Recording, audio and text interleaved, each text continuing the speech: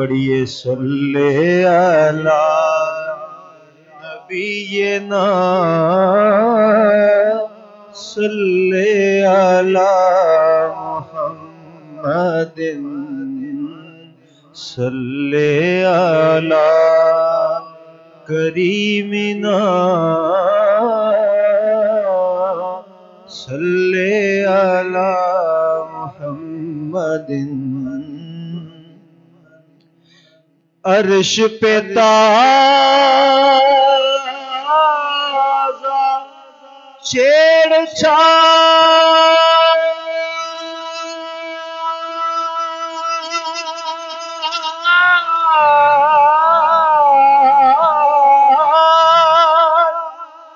فرش میں طرفہ دھوم دھام عرش پہ تازہ چھیڑ چھاڑ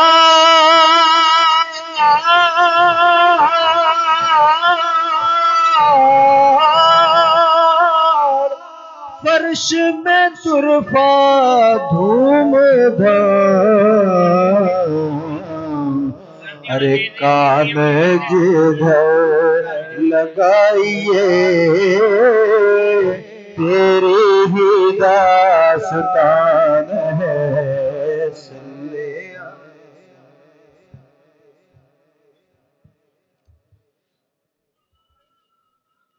میں نہایت ادب کے ساتھ ملتمس ہوں حضور مفکر اسلام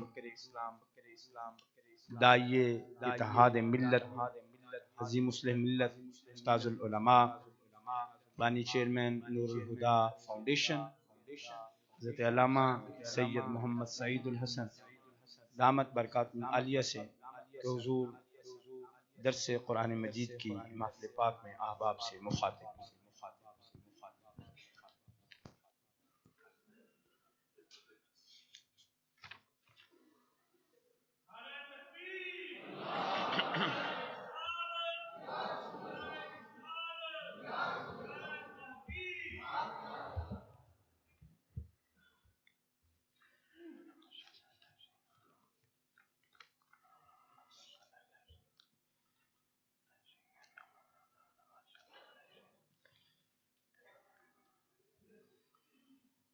الحمد للہ رب العالمین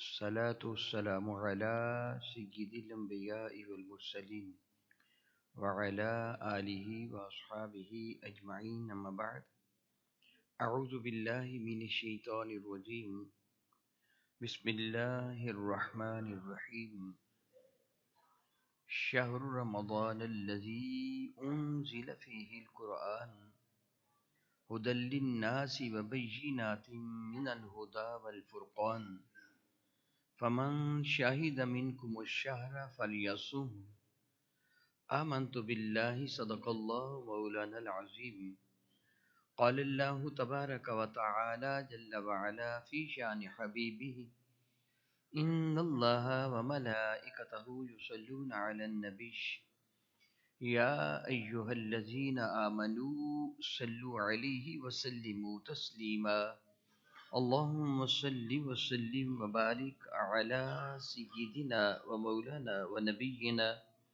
محمد النبي الأمي الكريم وعلى آله وأصحابه أجمعين الصلاة والسلام عليك يا سيدي يا رسول الله وعلى آلك وأصحابك يا سيدي يا حبيب الله الصلاة والسلام عليك يا سيدي يا رحمة للعالمين وعلى آلك وأصحابك يا سيدي يا سيدي يا سيدي يا شفيع المذنبين.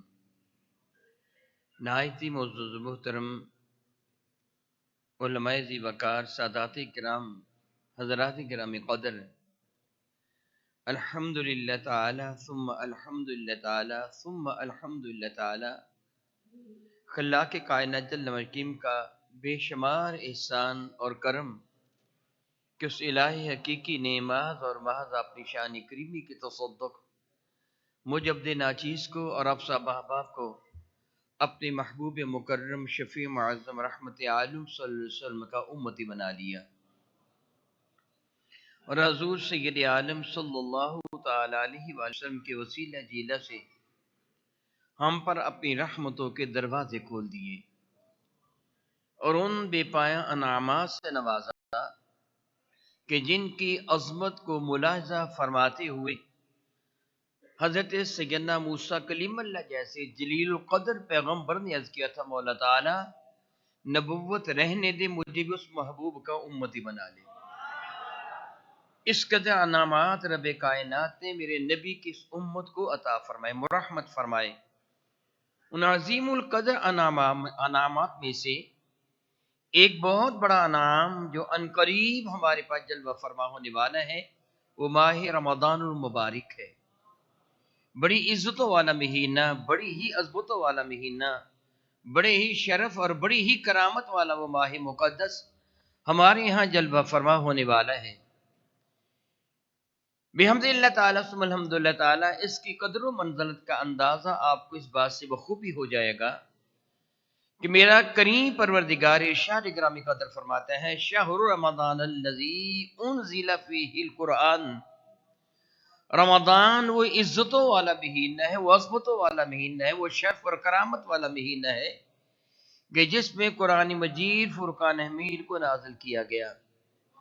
اور یہ قرآن مجید فرقان حمید جو دنیا میں رب کائنات جل وعلا کی جانب سے ایک عظیم ترین نعمت ہے، ارشاد متا ھدی للناس، یہ ساری انسانیت کو ہدایت دینے کے لیے جلوہ فرما ہونے والا ہے۔ ھدی للناس وبینات من الہدی والفرقان، یہ حقائق و دلائل کی کھلم کھلا نشانیاں ہیں اور حق و باطل کو تفریق کر دینے والا ہے۔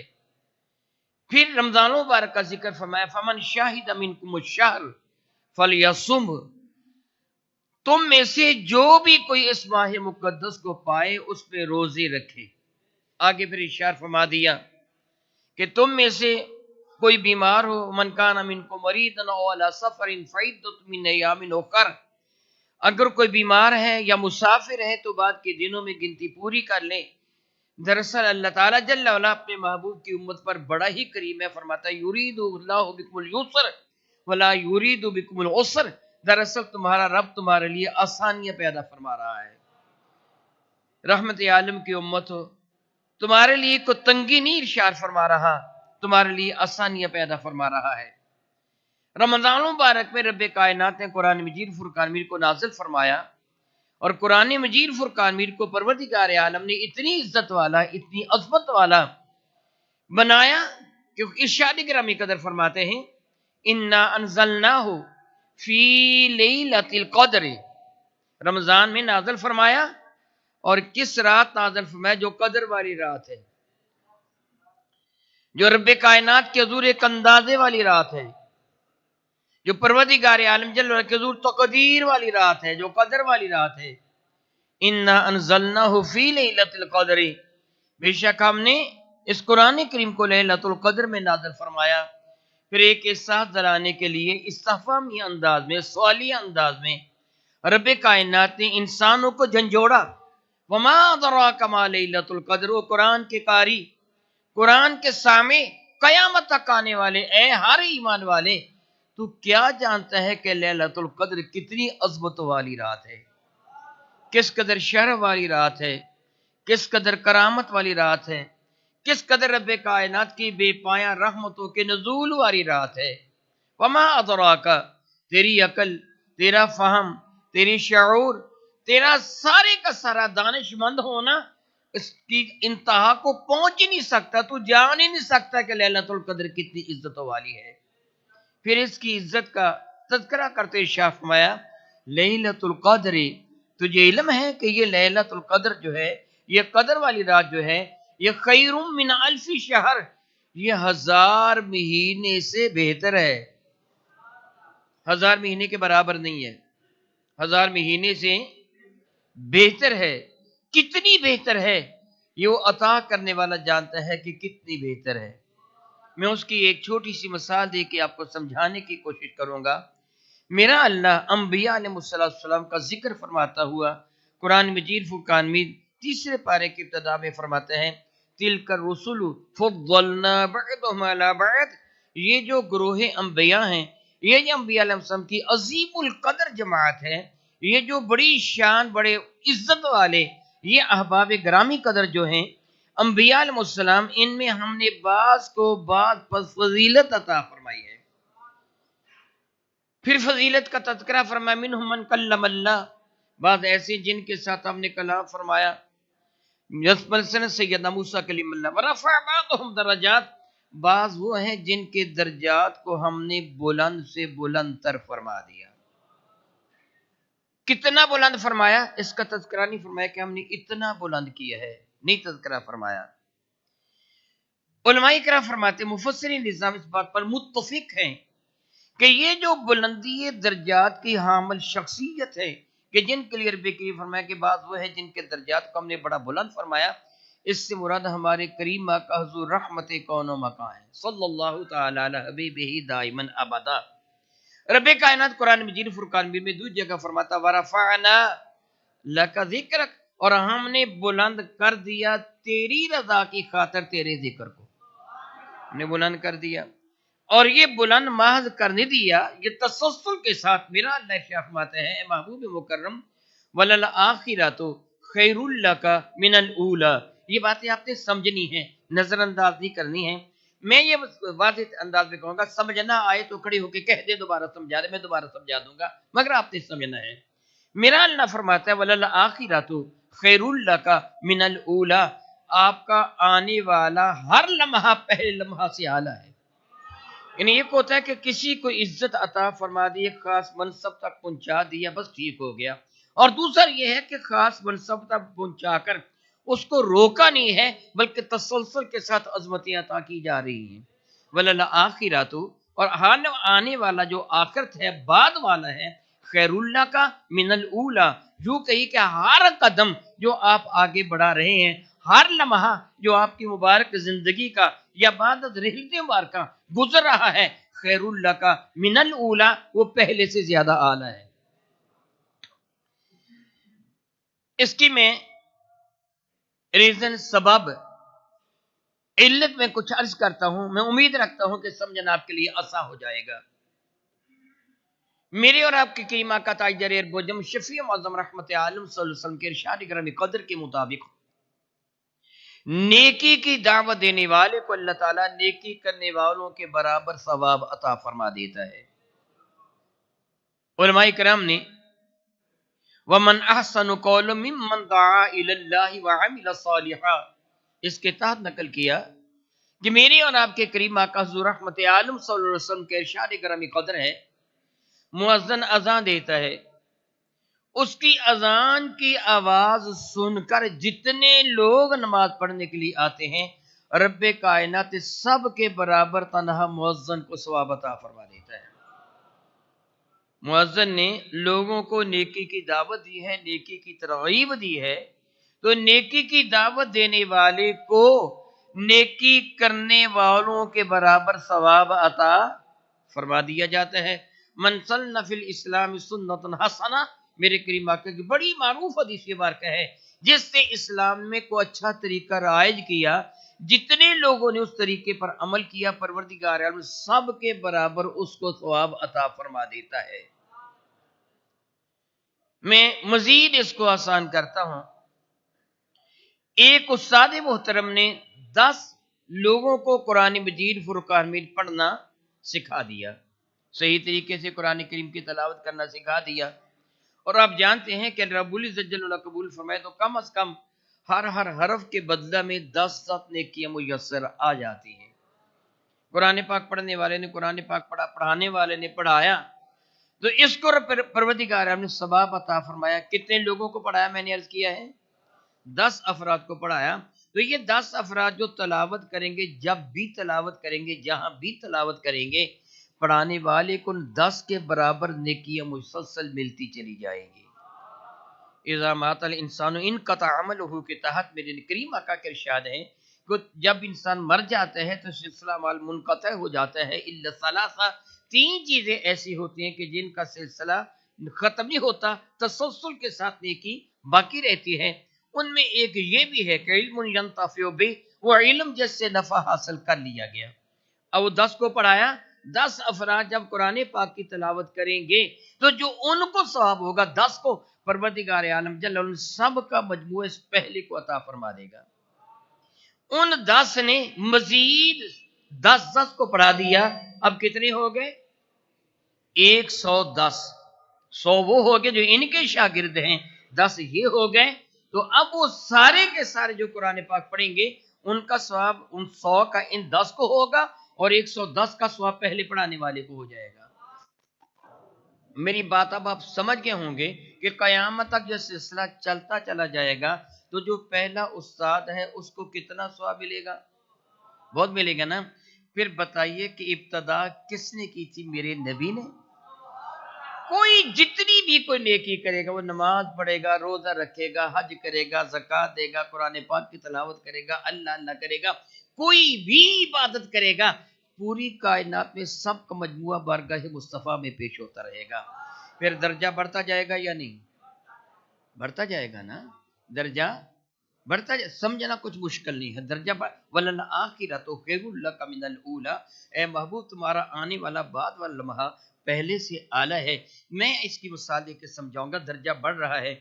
آپ کو میں یہ سوال کروں، بتائیے اس ستون کا طول کتنا ہے، اس کی لمبائی کتنی ہے؟ آپ ماپ لیں گے یا نہیں؟ ماپ لیں گے۔ میں پوچھوں کہ یہ مسجد کی جو ہے اس کی جو ہائٹ ہے، بلندی ہے، کتنی ہے؟ آپ ماپ لیں گے نا۔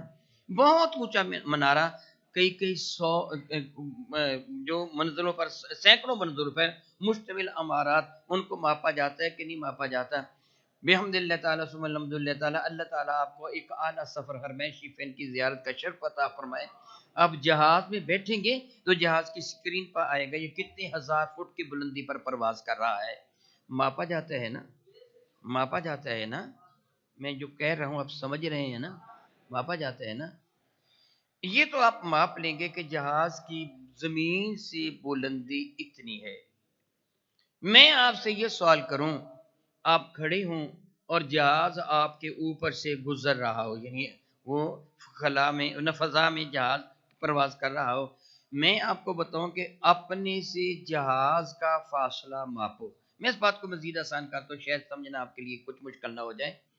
آپ ریل گاڑی کی لائن کے قریب کھڑے ہیں، آپ کے قریب سے ریل گاڑی گزری، آپ نے فون کیا شاہ صاحب ریل گاڑی میرے قریب سے گزر رہی ہے، میں کہوں کہ آپ سے یہ کتنے فٹ یا کتنے گز پر ہے، ماپ کر بتاؤ۔ آپ ماپ کر بتا سکتے ہیں کہ نہیں؟ جی نہیں، آپ کے قریب سے ریل گاڑی گزری ہے، آپ نے مجھے فون کیا کہ شاہ جی میں ریلوے لائن کے قریب کھڑا ہوں، ابھی پھاٹک بند تھا، ریل گاڑی گزری ہے، میں آپ کے پاس پہنچنا چاہتا تھا، میں رکا ہوا ہوں، پھاٹک پر بند تھا نا، ریل گاڑی ابھی گزری ہے۔ میں کہوں آپ سے ریل گاڑی کتنے فٹ یا کتنے میٹر کے فاصلے پر ہے، آپ بتا دیں گے؟ کیوں نہیں بتا سکیں گے؟ وہ روکی ہوئی نہیں ہے، وہ آگے بڑھتی چلی جاتی ہے۔ جب تک آپ میرے ساتھ بات کریں گے وہ کئی فٹ آگے بڑھ چکی ہوگی۔ آپ مجھے سچ نہیں بتا سکتے کہ ریل گاڑی کا آپ سے فاصلہ کتنا، نہیں بتا سکتے نا۔ کیوں نہیں بتا سکتے؟ وہ آگے بڑھتی جا رہی ہے۔ میرے نبی کا مرتبہ تو بڑھتا جا رہا ہے، کو بتائے گا کیسے؟ کو بتائے گا کیسے؟ حد و حساب کا تعین کرے گا کیسے؟ وہ جو کچھ بھی کہے گا اس کے کہتے کہتے معلوم نہیں مرتبہ کتنا بڑھ چکا ہوگا۔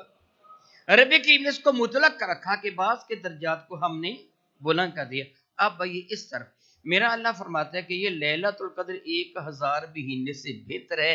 بہتر کتنی ہے وہ جانتا ہے، بہتر کتنی ہے جہاں تعین نہیں کیا کہ 1000 مہینے کے برابر ہے، بلکہ فرمایا خیر من الف شہر، یہ 1000 مہینے سے بہتر ہے۔ آپ کے انداز کے مطابق جو آپ کے ہاں اندازہ کیا جاتا ہے، ایک مہینے کے کتنے دن ہوتے ہیں؟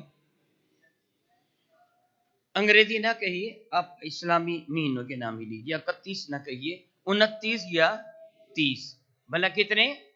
29 یا 30، ٹھیک ہے۔ انگریزی مہینوں کے جو ہمارے ہاں رائج الوقت ہے وہ 31 بھی ہوتے ہیں، لیکن اور جو ہندوؤں کے مہینے وہ 32 بھی ہو جاتے ہیں، لیکن میں بات کر رہا ہوں اسلامی مہینوں کی، کتنے ہوتے ہیں؟ 29 یا 30، 29 یا 30 دنوں کا ایک مہینہ ہوتے ہیں۔ اور ہمارے ہاں ایک دن کی مقدار کتنی ہے؟ 24 گھنٹے۔ ایک دن کی مقدار کتنی ہے؟ 24 گھنٹے۔ کبھی کبھی بارگاہ رب العزت میں ایک دن کی مقدار 50,000 سال کے برابر بھی ہوتی ہے۔ قرآن پہ گواہ ہے نا، یہ ایک دن کی مقدار کتنی ہوتی ہے؟ میں نہیں جانتا کہ اللہ نے جن مہینوں کا ذکر کیا ہے، میرا اللہ جانتا ہے، میں نہیں جانتا، میرا اللہ جانتا ہے، یا میرا اللہ کے بتانے سے میرے نبی جانتے ہیں کہ جس 1000 مہینے کا ذکر اللہ نے فرمایا ہے وہ مہینہ کتنے دنوں کا ہے اور ہر دن کتنے 1000 سال کا ہے۔ تو کیا کوئی اندازہ لگا سکتا ہے کہ لیلۃ القدر کی عزت و عظمت اور اس کی شرف و کرامت کی انتہا کتنی ہے؟ غور کیجئے، ذرا تھوڑا سا غور کیجئے، سوچئے، جس رات قرآن کریم فرقان حمید کا نزول ہوا اس رات کا مرتبہ اور مقام یہ ہے، تو جس رات صاحب قرآن جلوہ فرما ہوا اس کی عزت و عظمت کا اندازہ کون کرے گا؟ کس کی عقل، کس کی فہم، کس کا شعور وہاں تک پہنچ سکے گا؟ میں عرض کر رہا تھا عزت والا مہینہ جس پہ رب کائنات نے قرآن مجید فرقان حمید کو نازل فرمایا، وہ جلوہ فرما ہونے والا ہے، وہ تشریف لانے والا ہے۔ میں ایک مثال دے کے سمجھایا کرتا ہوں تاکہ بات سمجھنی آسان ہو۔ اگر کسی عام شخص نے آپ کے ہاں آنا ہو تو آپ اس کے لیے کسی طرح کا کوئی اہتمام نہیں کرتے، کوئی پروٹوکول نہیں ہوتا، جی چاہے تو آپ کو ملیں یا جی چاہے نہ ملیں۔ لیکن اگر کسی اعلیٰ شخصیت نے آنا ہو، مثلا کسی بیوروکریٹ نے آنا ہو، بڑے آدمی نے آنا ہو، تو پھر آپ کا انداز کیا ہوتا ہے؟ آپ اس کا انتظار کرتے ہیں۔ بطور مثال، اگر آپ کے ہاں کسی ایم پی ایم این اے نے آنا ہو، دنیا دار نے، میں آپ کے دنیا داروں کی بات کر رہا ہوں، دنیا دار نے کسی نے آنا ہو تو پھر آپ اہتمام کرتے ہیں کہ میرے گھر ایم پی اے نے آنا ہے، ایم این اے آنا ہے، علاقے کے مجسٹریٹ نے آنا ہے، یا کسی جج صاحب نے آنا ہے، تو آپ اپنے گھر کو سنوارتے ہو، صفائی کرواتے ہو۔ غریب آدمی ہے تو ہمسائے سے مانگ کر برتن لے کے آتا ہے کہ میں نے اس کو کھانا کھلانا ہے، میرے گھر کے برتن اعلیٰ نہیں ہیں، میں کچھ نہ کچھ اہتمام کرتا ہوں۔ 2 3 4 دن پہلے سے اہتمام شروع کر دیا جاتا ہے۔ اگر شہر کے وزٹ کے لیے گورنر نے آنا ہو، مثلا فیصل آباد گورنر نے آنا ہو، تو پھر حال کیا ہوتا ہے؟ فیصل آباد کے گلی کوچوں کی صفائی کروا دی جاتی ہے، یا کم از کم اس کے راستے کی صفائی ضرور کروا دی جاتی ہے۔ لیکن اگر آپ کے شہر فیصل آباد میں ملک کے صدر نے آنا ہو، پریزیڈنٹ نے آنا ہو، ملک کے وزیر اعظم نے آنا ہو، پرائم منسٹر نے آنا ہو، اس کے ساتھ آرمی چیف بھی ہو، اس کے ساتھ چیف جسٹس بھی ہو، اس نے آنا ہو، تو پھر سوچئے کہ پھر متعلقہ اداروں کی دوڑ نہیں لگ جاتی؟ رات صفائی کرتے ہیں، وہ آرٹیفیشل پھولوں کے گلدستے بھی لا کر سجا دیے جاتے ہیں، جہاں سے آنا تھا وہاں سے لے کے جہاں تک پہنچنا ہوتا ہے، مثلا لاہور سے فیصل آباد آنا ہے تو لاہور سے لے کے فیصل آباد جی ٹی روڈ سے آنا ہے تو جی ٹی روڈ پر جگہ جگہ پولیس کے سپاہی کھڑے کر دیے جاتے ہیں۔ ایسے ہے کہ نہیں؟ سڑکوں کو صاف کر دیا جاتا ہے۔ یہ ایک دن میں تو نہیں کیا جاتا نا، بلکہ کتنے دن لگ جاتے ہیں، ہفتہ لگ گیا، 2 ہفتے لگ گئے، 1 ماہ پہلے تیاری کی جاتی ہے۔ اللہ تعالیٰ کی رمضان مبارک کی قدر کتنی زیادہ ہے، میرے نبی فرماتے ہیں اللہ تعالیٰ رمضان کے استقبال کے لیے جنت کو 1 سال پہلے سے سجانا شروع کروا دیتا ہے۔ کتنی عزت والا ہے ماہ مقدس، کتنے شرف والا ہے یہ ماہ مقدس، کہ جس کی عزت و عظمت رب کائنات جل وعلا کے حضور اتنی بلند ہے، جس کے لیے رب کائنات 1 سال پہلے سے جنت کو سجاتا ہے۔ دنیا والو تم دنیا کو سجاتے ہو، میرا اللہ جنت کو سجانے کو حکم ارشاد فرماتا ہے۔ اذا اراد شیئا ان یقول له کن فیکون، وہ جب بھی کسی چیز کا ارادہ فرماتا ہے اسے ہو جانے کو حکم دیتے ہیں، چیز ہو جاتی ہے۔ گویا جنت کی رعنائی میں، جنت کے حسن میں مزید اضافہ کر دیا جاتا ہے، مزید اضافہ کر دیا جاتا ہے، مزید اضافہ کر دیا جاتا ہے۔ میرے اور آپ کے کریم آقا رسول عربی ارشاد گرامی قدر فرماتے ہیں، جب رمضان مبارک کا پہلا دن آتا ہے، یعنی چاند طلوع ہوتا ہے، چاند کے طلوع ہوتے ہی فتحت ابواب السما، میرے نبی فرماتے رب کریم کے آسمان کے دروازوں کو کھول دیتا ہے. فی روایات، یہ صحیح بخاری اور مسلم کی روایت ہے. فی روایات فتحت ابواب الرحمہ، سبحان اللہ تعالی و بحمدہ، رب کائنات اپنی رحمتوں کے دروازے کھول دیتا ہے. ایک روایت میں یہ ہے وہ فتحت ابواب الجنہ، رب کائنات جنت کے دروازے کھول دیتا ہے. سبحان اللہ تعالی و بحمدہ. رمضان کے آتے ہی اس کے استقبال بھی کر لیا جاتا ہے اور رحمتوں کا نزول بھی فرمانا شروع کر دیا جاتا ہے. میں اللہ تعالیٰ سے معافی مانگتا ہوں کہ مثال نہیں دی جا سکتی، میں آپ کو سمجھانے کے لیے کہہ رہا ہوں. آنے والے کے استقبال کی تیاریاں پہلے کی جاتی ہیں. کیا میں نے کہا؟ آنے والے کے استقبال کی تیاریاں پہلے کی. مثال میں دے نہیں سکتا معاذ اللہ تعالیٰ سے، میں اللہ سے معافی مانگتا ہوں، لیکن آپ کو سمجھانے کے لیے یہ مثال میں کیوں دے رہا ہوں. اللہ تعالیٰ جل وعلا نے قرآن کریم میں جا بجا مثالیں دے کر انسانوں کو سمجھایا. اور کصیب من السماء فیہ ظلمات ورعد وبرق، منافقوں کی حالت جس طرح آسمان سے بجلی چمکتی ہے، کبھی روشنی ہو جاتی، کبھی اندھیرا چھا جاتا ہے، اسی طرح میرے کریم آقا بھی مثالیں دے دے کر سمجھایا کرتے تھے. جس طرح میرے نبی صلی اللہ علیہ وسلم نے حضرت سیدنا ابی ذر غفاری رضی اللہ عنہ کو ساتھ لے کر جنگل کا عزم فرمایا تھا، جنگل کی جانب تشریف لے گئے. پت جھڑ کا موسم تھا، ایک زرد پتوں والا درخت تھا. میرے کریم آقا نے اس درخت کی شاخ کو پکڑ کے یوں کر کے جھنجھوڑا تو جتنے پتے تھے سارے کے سارے گر گئے. حضرت سیدنا ابی ذر غفاری کی طرف دیکھ کے فرمایا ابو ذر دیکھ رہے ہو اس درخت کے پتے کیسے گر گئے؟ عرض کیا اللہ کے نبی علیہ السلام ایک بھی پتا باقی نہ رہا، سارے کے سارے گر گئے ہیں. مسکرا کے فرمان کے سنو، جو پابندی سے نماز پڑھتا ہے اس کے گناہ اسی طرح جھڑ جاتے ہیں جس طرح اس درخت کے پتے جھڑ گئے. مثال سے بہت بڑی بات سمجھا دی نا، تو مثالیں دے دے کے سمجھانا میرے اور آپ کے کریم آقا کی سنت ہے. اس بنا پہ میں مثال دے رہا ہوں کہ استقبال کسی شخصیت کا کرنے کے لیے تیاریاں پہلے سے کی جاتی ہیں. جب وہ شخصیت آ جاتی پھر آپ کیا کرتے ہیں؟ اس پر پھولوں کی پتیاں، بتا دو بھلا کیا کرتے ہیں؟ پھولوں کی پتیاں. رمضان کا استقبال تیاری تو ایک سال پہلے سے کر دی جاتی ہے.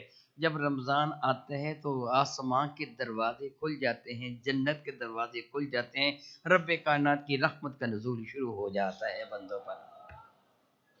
مغفرت کے دروازے کھل جاتے ہیں، عنایات ربانی کے دروازے کھل جاتے ہیں.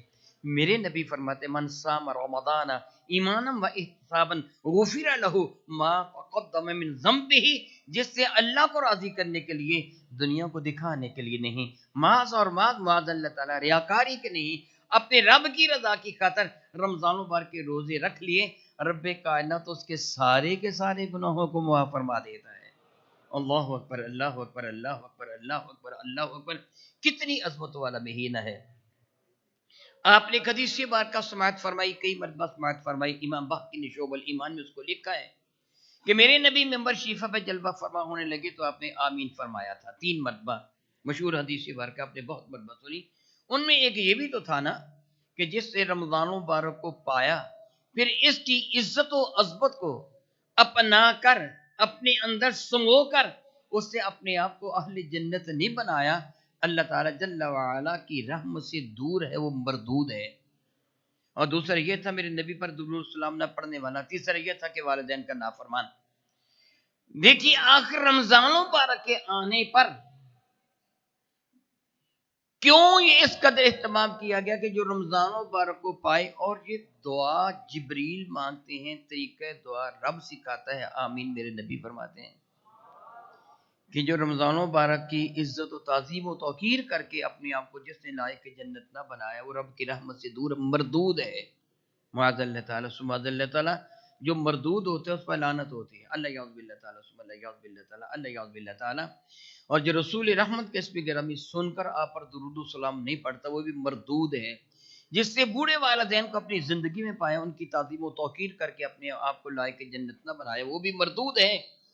میں تفسیر میں جاؤں گا تو آپ سن کر حیران ہو جائیں گے کہ آپ خود کہیں گے. میں اختصار کے ساتھ صرف اتنی سی بات عرض کرتا ہوں، میرے نبی پر ایک مرتبہ تم درود پڑھو تو ملتا کیا ہے؟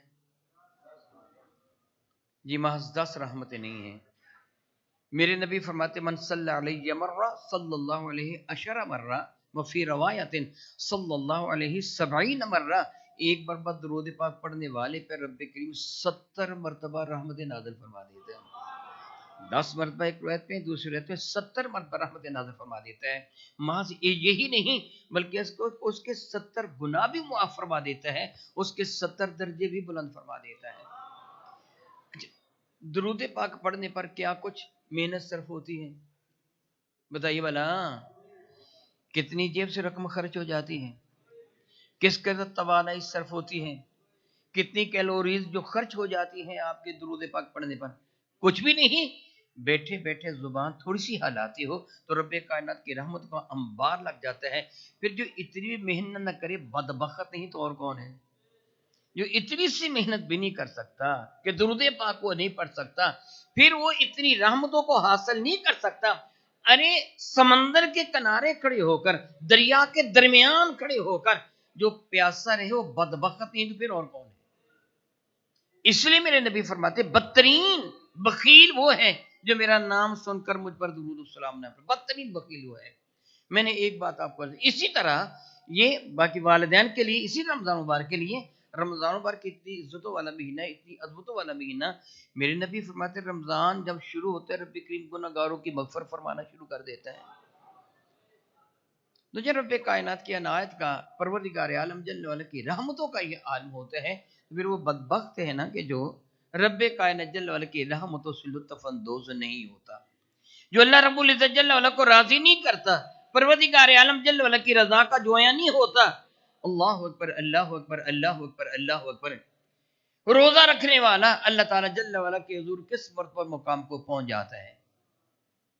بہت عزت والے میرے بھائیوں، بحمد اللہ تعالیٰ ثم الحمد للہ تعالیٰ، پابندی کے ساتھ میرے پیچھے جمعہ پڑھنے والے بہت سارے مسائل سے یقینی طور پر واقف ہیں اور ان کو علم ہوگا.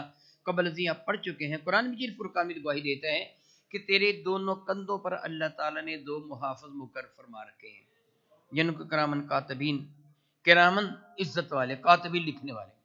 وہ کرامن کاتبین جو ہے 2 تیرے کندھوں پہ جو جلوہ فرما ہے، ایک دائیں جانب ایک بائیں جانب ہے. میرے نبی فرماتے دائیں جانب والا امیر ہے یعنی سربراہ ہے، آقا ہے، بائیں جانب والا اس کا ماتحت ہے. میرے اللہ نے دائیں جانب والے کو حکم دے رکھا ہے کہ جب میرا بندہ نیکی کا ارادہ کرے، میرے محبوب کا امتی، جب میرا بندہ نیکی کا ارادہ کرے تو اس کے نامہ اعمال میں ایک نیکی تحریر کر لینا. نیکی کی نہیں ہے، نیکی کا ارادہ کیا ہے، ماس زبان سے جملہ ادا نہیں کیا، دل میں پختہ ارادہ ہے میں نیکی کروں گا. بعض وہ کہتے ہیں چلے جی ارادہ کر لو، جی آپ نے جانا فلاں نیک کام کرنا ہے، جی نہیں میں نہیں کام کر سکتا، چل ارادہ کر لے ثواب مل جائے گا. یہ ارادہ نہیں ہے. معاذ اللہ تعالیٰ تم مجھے دھوکہ دے سکتے ہو، اپنے رب کو نہیں.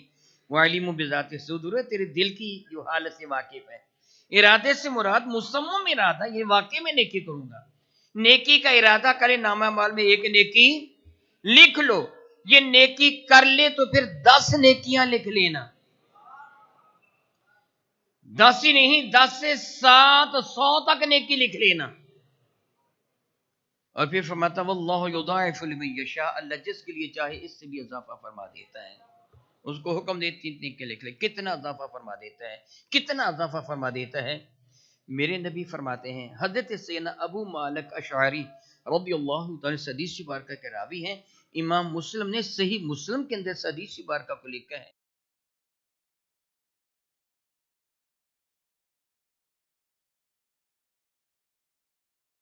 اور تم لاؤ ما بین السماوات والارض، جس کسی شخص سے محبت و احترام، عقیدت اور محبت کے ساتھ رب کائنات جل وعلا کے حضور سبحان اللہ کہا کہ اللہ کی ذات سبحان ہے، اللہ اس کو اتنی نیکیاں عطا فرما دے گا کہ میزان عدل کا ایک پلڑا نیکیوں سے بھر جائے گا. میزان عدل کا ایک پلڑا نیکیوں سے بھر جائے گا. اللہ اکبر اللہ اکبر اللہ اکبر اللہ اکبر. اس کی کیپیسٹی کتنی ہے؟ میرے نبی فرماتے، دوسری حدیث ہے، اس حدیث میں نہیں، دوسری حدیث ہے، میرے نبی فرماتے ہیں کہ وہ میزان عدل کا پلڑا اتنا بڑا ہے کہ 7 زمینیں 7 آسمان اس کے ایک پلڑے میں سما جاتے ہیں. جو میں اس کر رہا تھا، ایک نیکی 10 گنا 700 گنا واللہ یضاعف.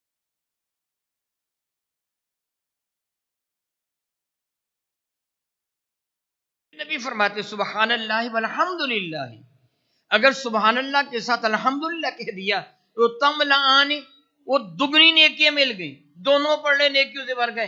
اور تملأ ما بین السماوات والارض، یا پھر یوں کہیے کہ سطح زمین سے لے کے اوج سماوات تک ساری خلا فضا نیکیوں سے بھر گئی. کون گنے گے نیکیوں کو؟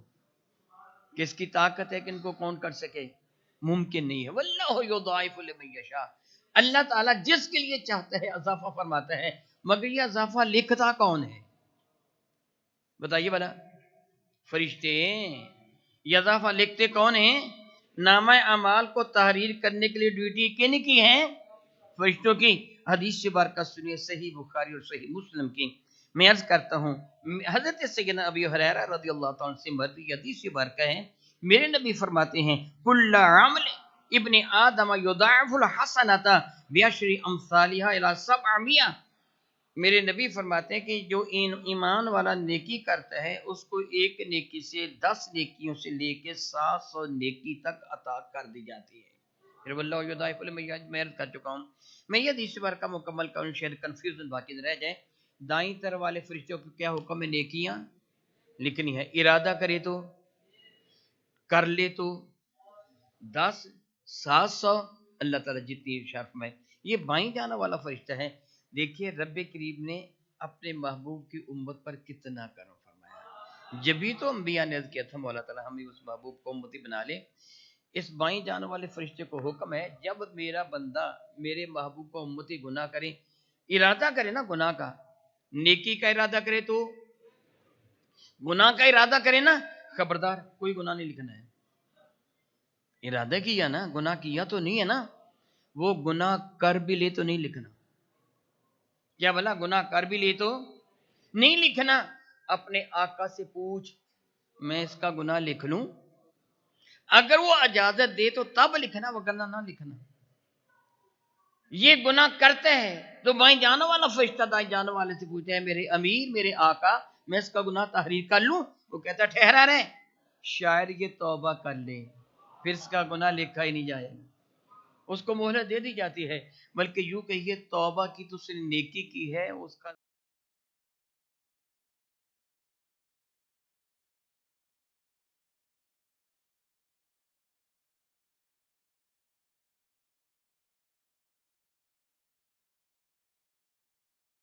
اللہ تعالیٰ وبحمدہ سبحان اللہ تعالیٰ وبحمدہ. یہ میں رب کریم کے حضور اس لیے عرض کر رہا ہوں، اللہ نے میرے نبی کی امت پر کتنا کرم کیا، کتنا کرم کیا، کتنا کرم کیا. میرے نبی فرماتے ہیں اللہ تعالیٰ کو گناہ گار بڑا محبوب ہے. بھلا میں نے کیا کہا؟ گناہ گار بڑا، گناہ گار بھی ہے محبوب بھی ہے. وہ گناہ گار بڑا محبوب ہے جس سے گناہ ہو جائے تو جلدی توبہ کر لے، جسے کوتاہی سرزد ہو جائے جلدی توبہ کر لے. وہ گناہ گار اللہ کو بڑا محبوب ہے. اس کو وقت دیا جاتا ہے توبہ کرنے کا. اگر یہ توبہ کر لی تو پھر کیا بن جاتا؟ رب کا محبوب بن کے ثواب مل گیا یا نہیں ملا؟ کیا کیا تھا؟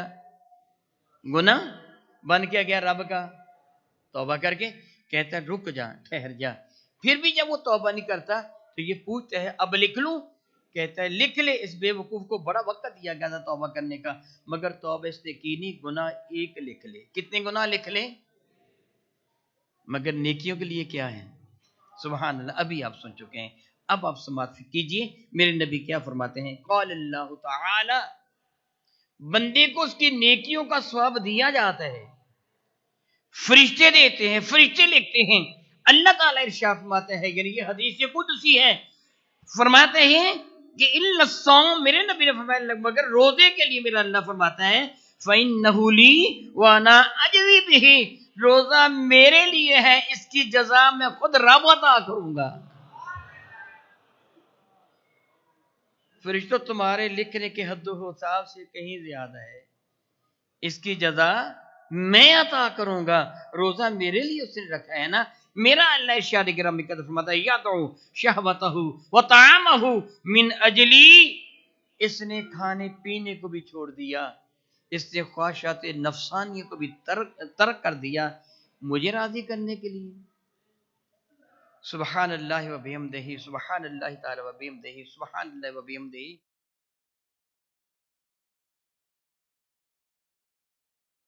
ایک مہینہ تک تو اسے پریکٹس کرائی جاتی ہے.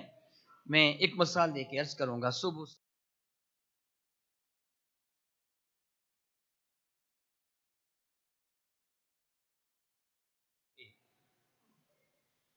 جسم تھکاوٹ سے چور تھا، آپ نے نماز ادا کی، نماز تراویح بھی ادا کی. تھکاوٹ بہت زیادہ تھی، کھانا آپ نے کم کھایا، خیال کیا میں پیٹ بھر کے کھانا کھا لوں گا تو صبح سحری وقت کھانا نہیں کھایا جا سکے گا. بہت مختصر سا آپ نے کھانا کھایا. نماز یہ عشاء ادا کرنے کے بعد، تراویح ادا کرنے کے بعد آپ بستر پر پراجمان ہو گئے. تھکاوٹ بہت زیادہ تھی، بہت زیادہ تھی، بہت زیادہ تھی. بہت گہری نیند آئی. گھر والوں نے صبح سحری کے لیے کھانا تیار کیا، آپ کو جگانے کی کوشش کی، آپ نہ جاگ سکے. حتیٰ کہ تب جاگے جب وقت بہت تھوڑا رہ گیا تھا. آپ اٹھے، جلدی جلدی اپنا ہاتھ منہ کو دھویا، کھانا کھانا شروع کیا. ابھی چند لقمے ہی لیے تھے، بھوک بہت زیادہ تھی، اشتہا اپنی انتہا کو پہنچی ہوئی تھی. سامنے بڑے بہترین کھانے، آپ کی محبوب ڈشیں تیار تھی، پڑی ہوئی تھی.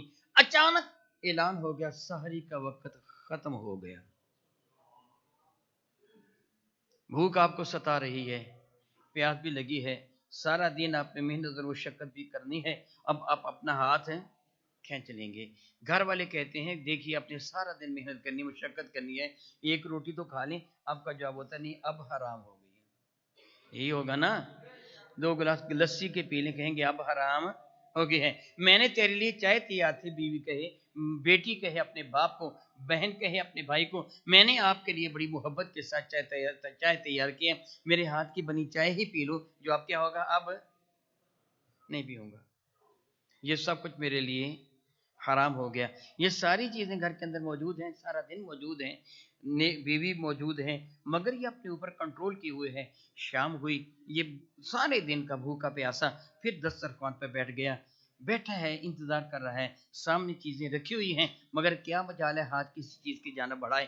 خاموشی کے ساتھ بیٹھا ہے. یک اعلان ہوتا ہے افطاری کا وقت ہو گیا، روزہ افطار کر لیجئے. یہ فوراً کھانا شروع کر دے گا. ایسے ہوگا کہ نہیں ہوگا؟ وہ بھلی مانس اس کی بیوی یا اس کی محبوب بہن یا اس کی پیاری ماں اسے کہے بیٹے، بہن کہے بھائی، بیوی کہے میرے سر کے تاج، صبح میں نے کتنا زور آپ کو لگایا تھا تھوڑا سا کھا لو، آپ نے کہا یہ حرام ہے. وہ صبح والا کھانا ہے، میں نے سنبھال کے رکھا ہوا، فریج میں رکھا تھا، گرم کر کے آپ کے سامنے رکھا. اگر یہ حرام تھا تو اب کیوں کھا رہے ہو؟ جو میں بات کہہ رہا ہوں آپ سمجھ رہے ہیں نا؟ اگر یہ حرام تھا تو اب کیوں کھا رہے ہیں؟ حرام نہیں تھا تو صبح کیوں نہیں کھایا؟ تو آپ کا جواب کیا ہوگا؟ مرضی میری نہیں، مرضی میرے مولا کی ہے. اس سے کہا کھا لے، میں نے کھا لیا. اسے کہا بس کر، میں رک گیا. مرضی میری نہیں ہے، مرضی میرے رب کی ہے. وہ جو حکم دے گا میں کر لوں گا. مجھے کسی کام کے کرنے کا حکم دے گا میں کر لوں گا، کسی کام کو چھوڑنے کا حکم دے گا میں چھوڑ دوں گا. پھر یقین کتنا ہے میرے رب پر، کس قدر کامل یقین ہے روزے کی حالت میں. اللہ اکبر، اللہ اکبر، اللہ اکبر، اللہ اکبر. رب کائنات جل وعلا نے حضرت ابراہیم علیہ السلام کو، کائنات کی سب چیزوں کو رب کائنات ان کے سامنے عیاں فرما دیا تھا. اور ابراہیم نے اس میں ایک صخرہ، ایک پتھر پہ کھڑے ہو کر پوری کائنات کو ملاحظہ فرما لیا تھا. ابو الانبیاء ہیں، نبیوں کے باپ ہیں. کیا بلا نبیوں کے باپ ہیں؟ اپنی اولاد انبیاء کی امتوں کو بھی ملاحظہ فرما لیا تھا، رب نے ملاحظہ کروا دیا تھا. میں تفصیل میں نہیں جاؤں گا. میں دیکھ رہا ہوں ایک گھڑی بڑی تیزی کے ساتھ آگے بھاگ رہی ہے، وقت زیادہ سے زیادہ ہو رہا ہے. میں عرض کر رہا تھا حضرت ابراہیم علیہ السلام نے پہلی امتوں کو دیکھا، بنی اسرائیل کو بھی دیکھا، من اور سلوہ کھانے والوں کو دیکھا، جن پر کتنا عرصہ من اور سلوہ نازل ہوتا رہا تھا بغیر مشقت کے. بعض روایتوں میں 40 سال. کتنا عرصہ؟ بغیر مشقت کے، بغیر محنت کے. ان کو 2-3 وقت کا کھانا ملتا رہا، ان کا لباس میلا نہیں ہوا، ان کے ناخن نہیں بڑھے، ان کو پریشانی نہیں آئی. حضرت موسیٰ کلیم اللہ کا عصا مینار نور بن کے، وَظَلَّلْنَا عَلَيْكُمُ الْغَمَامَ بادل صاحبان بن کے 40 سال تک جن کو اتنے پروٹوکول کے ساتھ رب کریم نے رکھا. جب ان کو موسیٰ کلیم اللہ نے فرمایا اور کافروں کے ساتھ جہاد کے لیے جائیں. ان کا جواب یہ تھا فَذْهَبْ أَنْتَ وَرَبُّكَ فَقَاتِلَا، موسیٰ تو چلا جا، تیرا رب چلا جائے، جا کے ان سے لڑائی کرے، ہم تو یہاں بیٹھے.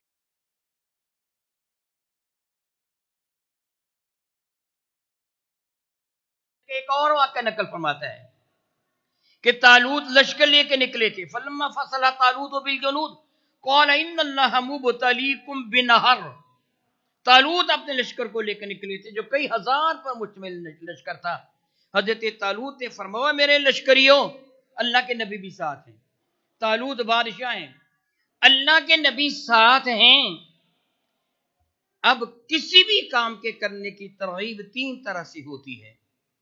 ایک لالچ، جس طرح ساری رات ایک مزدور جاگتا ہے، اس لالچ میں ساری رات ایک کسان پانی لگاتا اپنے کھیتوں کو، چلچلاتی دھوپ میں ہل چلاتا ہے، ایک لالچ میں کہ مجھے اس کا صلہ ملے گا. لالچ ہے نا، بھی لالچ ہوتی ہے نا. میں بھی لالچی ہوں اور آپ بھی لالچی ہیں. میں بھی لالچ کر رہا ہوں، میں لالچ کے لیے تو بیٹھا ہوں اور آپ بھی لالچ کے لیے آئے ہیں کہ رب راضی ہو جائے. لالچی ہے نا انسان. کبھی یہ لالچ ہوتی ہے اور کبھی ڈر ہوتا ہے. بچہ ساری رات محنت و مشقت کرتا ہے اس لیے کہ کہیں میں فیل نہ ہو جاؤں، فیل ہو جانے کا ڈر اسے پڑھنے پر مجبور کرتا ہے. کبھی لالچ ہوتی ہے اور کبھی ڈر ہوتا ہے اور کبھی رب کی رضا ہوتی ہے. ایسے ہے نا، آپ نماز پڑھتے ہیں تو نہ لالچ ہے نہ دنیاوی ڈر ہے بلکہ رب کی رضا مقصود ہے. ایسے ہوتے ہیں نا کہ بندہ جب کوئی کام کرتا ہے تین میں سے ایک چیز ضرور بھی ضرور ہوتی ہے. تو میں کیا بلاد کر رہا تھا جی؟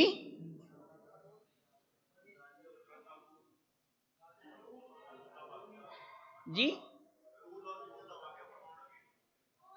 ماشاءاللہ آپ کو یاد ہے. ساتھ اللہ کے، کس کے ساتھ؟ لشکر کے ساتھ. لشکر کے ساتھ اللہ کے. رب کی رضا ان کو پتا تھا کہ نہیں کہ اللہ کے نبی ہمارے ساتھ ہیں. بادشاہ وقت بھی طالوت بادشاہ وقت تھا، وہ بھی ساتھ تھا. ڈر بھی تھا کہ یہ ہمیں سزا دے دے گا. پھر رب کریم نے فرمایا تھا فمن شارب منہ فلیس منی، کہ اس پیغمبر نے اعلان کیا تھا فمن شارب منہ فلیس منی. اور یاد رکھو جس کسی نے اس دریا اس نہر سے پانی پی لیا وہ میری امت سے نکل گیا. کتنی بڑی یہ سزا تھی. ایسی تھا نا. ہاں اللہ غرفتم بیدہ، دونوں ہاتھوں کو ملا کر جو چلو بنتے ہیں نا، اتنا پانی پی سکتے ہو. کتنا پی سکتے ہو؟ جس کو پنجابی میں تم بک کہتے ہو. دونوں ہاتھوں کو ملا کر غرفتم بیدہ، دونوں ہاتھوں کو ملا لو، جتنا پانی آ جائے اتنا پانی پی لینا، زیادہ پانی نہ پینا. وہ لشکر تھا، ان کے پاس پانی موجود تھا، کھانا موجود تھا. اس نہر سے گزرنے لگے تو ہزاروں کے لشکر میں سے 313 کے سوا باقی سب نے پی لیا. صرف 313 بچے، باقی سب نے پی لیا. گزر کہاں سے رہے تھے؟ نہر سے. گزر کہاں سے رہے تھے؟ پاس مشکیزیں بھی پانی کے پہلے تو تھے نا، لشکر ہے، کوئی ایک آدمی تو نہیں ہے نا، پانی لے کے آئے تھے. کوئی صبح سے روزہ تو نہیں رکھا ہوا تھا، پیاسے تو نہیں تھے. ابراہیم نے ان کو بھی دیکھا، حضرت موسیٰ کلیم اللہ کی قوم کو بھی دیکھا، فَاذْهَبْ أَنْتَ وَرَبُّكَ فَقَاتِلَا، مصطفیٰ کریم کے صحابہ کو بھی دیکھا. میدان بدر ہے، پاس کچھ بھی نہیں ہے. اللہ اکبر اللہ. میرے نبی فرماتے بتاؤ ہم ان کافروں سے لڑائی کریں؟ تو کھڑے ہو کے عرض کرتے سیدنا مقداد رضی اللہ تعالیٰ عنہ، مقداد عرض کرتے ہیں، کہا مقداد نے اے کریم آقا رسول مرشد رحمت عالم، آپ ہمیں حکم دیں، اللہ کی عزت کی قسم ہم سمندر میں چھلانگ لگا دیں گے، ہم آپ کے قدموں پہ نچھاور ہونے کے لیے تیار ہیں، ہم ہر ممکن اپنی جانیں قربان کرنے کے لیے تیار، پیچھے نہیں ہٹیں گے. میرے نبی نے فرمایا تمہارے پاس اسلحہ نہیں ہے، کچھ بھی نہیں ہے، یا اسلحہ ہم قربان ہونے کو تیار ہیں. نہیں پیچھے ہٹے، نہیں انکار کیا. ادھر موسیٰ کلیم اللہ قوم کا حال کیا تھا؟ ادھر دیکھیے طالوت کے لشکریوں نے پانی پی لیا. ادھر میرے نبی کی امتی ہیں، چل چلاتی دھوپ ہے، مئی جون کا مہینہ ہے، دوپہر کا وقت ہے، حلق سو کر کانٹا ہے، زبان حرکت نہیں کر سکتی، اتنی سوکھی ہوئی ہے، گفتگو کرنا مشکل ہے کہ منہ سوکھا ہوا ہے، دوپہر کا وقت ہے، رب کریم کا حکم ہے نماز ظہر تو نے ادا کرنی ہے۔ کیا بلا نماز ظہر تو نے ادا کرنی ہے۔ بندہ کیا کرتا ہے، منہ میں چلو پانی کا بھر کے ڈالتا ہے نا کلی کرنے کے لیے، پھر کیا کرتے ہیں، اس کو منہ میں گھماتا ہے۔ کیا مجال ہے کہ قطرہ بھی پانی کا حلق سے نیچے اترے، نیچے اترنے دیتا ہے؟ نہیں اترنے دیتا نا۔ تو حضرت طالوت کی امت نے کیا کیا تھا، وہ تو گزر رہے تھے، نہر سے پانی پی لیجیے، منہ میں پانی ڈال کر قطرہ نکال دیتے ہیں نا، وہ قطرہ نکال دے منہ، وہ سارا کا سارا پانی نکال دیتا ہے، تو اللہ تعالیٰ حکم دیتا ہے دوبارہ پھر منہ میں ڈال، شیطان کو ذلیل کر۔ اس سے کہا تھا لَأَقْعُدَنَّ لَهُمْ صِرَاطَكَ الْمُسْتَقِيمَ، مولا میں تیری سیدھی راہ میں بیٹھ جاؤں گا، تیرے بندوں کو گمراہ کروں گا۔ میں نے کہا تھا اِنَّ عِبَادِي لَيْسَ لَكَ عَلَيْهِمْ سُلْطَان، جو میرے بندے ہیں نا، تو پورا زور لگا، پنجاب میں ٹلا لینا، پورا زور لگا لینا، میرے بندوں پر تیرا داؤ نہیں چلے گا۔ یہ منہ میں پانی ڈالتا ہے، پیمانے کے ساتھ ماپا نہیں ہے، پورے کا پورا نکال دیتا ہے۔ کیا مجال ہے قطرہ بھی حلق سے نیچے اترے؟ 3 مرتبہ یہ عمل کرتا ہے، پھر نماز عصر کے لیے وضو کرتا ہے، مگر ایک قطرہ بھی حلق سے نیچے نہیں جانے دیتا۔ حضرت سیدنا ابراہیم علیہ السلام نے اس امت کی حالت کو دیکھا تو اس کی مولا مجھے اجازت دے، ان کا نام میں رکھ دیتا ہوں۔ پہلی امتوں کے نام ان کے انبیاء کے ساتھ منسوب ہیں۔ یہودی کیوں کہلواتے ہیں؟ آپ کے علم میں ہے کہ یعقوب علیہ السلام کا بڑا بیٹا، اس کا نام تھا یہودا، حضرت یوسف علیہ السلام کے بڑے بھائی کا نام یہودا تھا، اس کے نام پر بستی آباد ہوئی۔ جس طرح ہمارے ہاں ہمارا یہ موجودہ شہر، یہ کیا کہلواتا ہے؟ پہلے کیا تھا؟ لائل، وہ انگریز کا نام تھا، آپ کے علم میں ہے نا، اس بستی کو آباد کرنے والے انگریز کا نام کیا تھا؟ لائل، وہ لیل پوری کہلواتے تھے۔ اب شاہ فیصل کے نام پر اس کا نام رکھ دیا گیا فیصل آباد، اب فیصل آبادی کہلواتے ہیں۔ اسی طرح یہودا نے جس بستی کو آباد کیا اس کا نام یہودا تھا، اس بستی کے رہنے والے یہودی کہلوائے۔ کسی کی جان منسوب ہے نا، حضرت عیسیٰ کے ماننے والے عیسائی، یہودا کے رہنے والے یہودی، عیسیٰ کے ماننے والے عیسائی، ہم محمد مصطفیٰ کریم کے ماننے والے محمدی ہونی چاہیے تھے، ایسی ہونا چاہیے تھا نا۔ اگر شہر کی جانا منسوب کرتا تو مدنی یا مکی ہونے چاہیے تھے۔ حضرت ابراہیم نے عرض کیا مولا تعالیٰ ان کی عادت کیا ہے، تیری ہر بات کو تسلیم کرتے ہیں۔ خود حضرت ابراہیم کی عادت کیا تھی؟ میرا اللہ قرآن کریم میں فرماتا ہے اذ قال لہ ربہ اسلم، جب ان کے رب نے انہیں کہا اے ابراہیم یہ کام کرنا ہے، قال اسلم، تو فوراً گردن جھکا، مولا میں نے مان لیا، پوچھا ہی نہیں کیوں کرنا ہے، کیسے، یہ پوچھا ہی نہیں ہے۔ کہنا تو دور کی بات ہے، آپ جانتے ہیں نا، خواب دکھایا تھا حضرت ابراہیم علیہ السلام کو کہ لگتے جگر کی گردن پہ چھری رکھ رہے ہو، انہوں نے یہی کہا تھا نا انی رأیت فی المنام انی اصبحک فانظر ماذا تری، بیٹے میں نے خواب دیکھا ہے، وہی نہیں آئی ہے، جبریل نہیں میرے پاس آئے ہیں، رب کائنات نے مجھے خواب دکھایا، میں نے کیا دیکھا کہ انی اصبحک، میں تجھے ذبح کر رہا ہوں، فانظر، تو غور کر، تو دیکھ، ماذا تری، تیری رائے کیا ہے، تیرا مشورہ کیا ہے، تو کیا چاہتا ہے؟ تو جواب کیا دیا تھا، یا ابتی افعل ما تؤمر، ابا جی جلدی کیجئے، جو حکم دیا گیا وہ کر گزریے۔ یہ کیا ہے؟ تسلیم و رضا کی انتہا ہے۔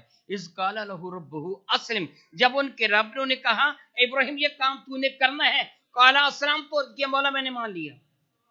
مصور دیکھنا، تصویر میری یوں بنائی ہو، ادھر حکم الہی ہو، ادھر گردن جھکائی ہو، میں حاضر ہوں، میں حاضر ہوں، میں نے مان لیا۔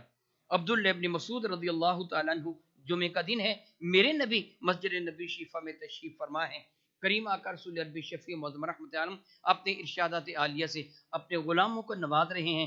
اتنے میں چند صحابہ کرام آئے، مسجد کے اندر داخل ہوئے، دروازے کے اندر آئے، مسجد کھچا کھچ صحابہ کرام سے بھری ہوئی تھی، دائیں دیکھا، بائیں دیکھا، ادھر ادھر دیکھا، جگہ بیٹھنے کے لیے نہ ملی، وہ کھڑے تھے۔ عبداللہ ابن مسعود اپنے گھر سے بعض روایتوں میں یہ ہیں کہ اپنی بکریوں کے باڑے میں تھے، ایک روایت میں میں نے یہ بھی پڑھا وہ آ رہے تھے بازار میں اور بکریاں جا رہی تھی، آپ نے صاف ستھرا لباس پہنا تھا، نماز جمعہ ادا کرنے کے لیے آئے تھے، میرے نبی کی سنت کے مطابق لباس بھی صاف تھا، کپڑوں کو خوشبو میں بسا رکھا تھا، تیل کنگھی سرما کر کے آئے تھے، خذو زینتکم عند کل مسجد پہ عمل کر کے آئے تھے، اور وہ آ رہے ہیں بکریوں کے اندر ہیں. میرے نبی مسجد شریفہ میں تشریف فرمائے ہیں. صحابہ کو فرمایا اجلسو، کیا فرمایا؟ بے بیٹھ جاؤ. کیا فرمایا؟ بیٹھ جاؤ. گفتگو فرما رہے تھے نا، وہ صحابہ کھڑے تھے، شاید لوگوں کی توجہ اس کی جانب ہوئی ہوگی. میں اجلسو، بیٹھ جاؤ. میرے نبی کا یہ جملہ اجلسو یہ حضرت عبداللہ نے بکریوں کے اندر سن لیا. کیا بولا؟ بیٹھ جاؤ. کیا جملہ تھا؟ بیٹھ جاؤ. وہیں دو زانو ہو کے بیٹھ جاتے ہیں. وہ بکریاں ان کے اوپر سے گزرنے لگی، لباس خراب ہونے لگا. میرے نبی نے ملاحظہ فرما لیا، بلند آواز سے پکار کہا عبداللہ تجھے نہیں کہا تھا؟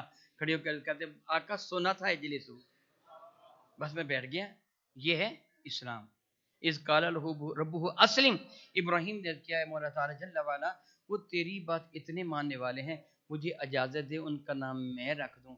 رب نے اجازت دے دی، انہوں نے ہمارا نام مسلمان رکھ دیا.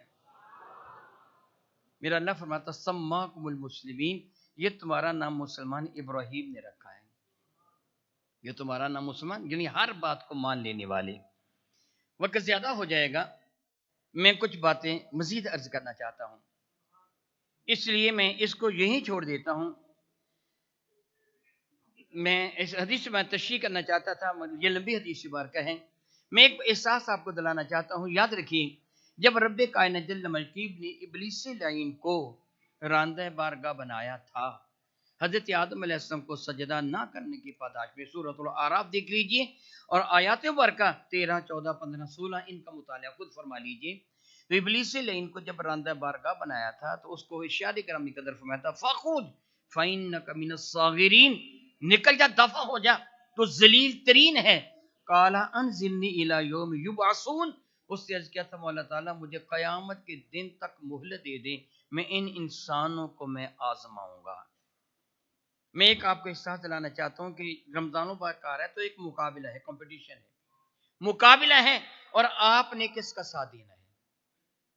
یہ مقابلہ ہے نا، دو کے اندر مقابلہ ہے، ایک طرف رحمان ہے ایک طرف شیطان ہے. آپ نے کس کا ساتھ دینا ہے؟ آپ نے شیطان کا ساتھ دینا ہے کہ رحمان کا ساتھ دینا ہے؟ میں آپ کو ایک ساتھ دلانا چاہتا ہوں. اس کو رب کریم فرمایا تھا دفع ہو جا، تو ساغرین سے ہے، ذلیل لوگوں میں سے ہے، تو ذلیل ہے، عزت تیری چھن گئی، ختم ہو گئی، اب تجھے ذلت کے کار مذلت میں ڈال دیا ہے. قال انظرنی الی یوم یبعثون، مولا تعالیٰ قیامت کے دن تک کے لیے مجھے مہلت دے دیں. رب کریم نے فرمایا فإنک من المنظرین، جا میں نے تجھے مہلت دے دی.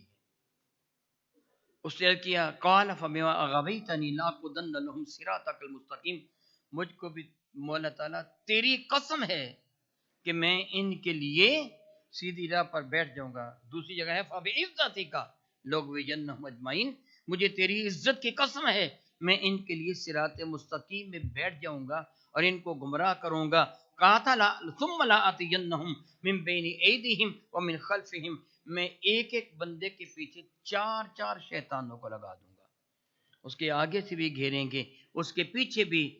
ارشاد گرامی قدر بھی کی فرماتا ہے اس نے یہ کہا تھا ان ایمانہم وشمائلہم، ان کے دائیں جانب سے بھی ان کے بائیں جانب سے بھی.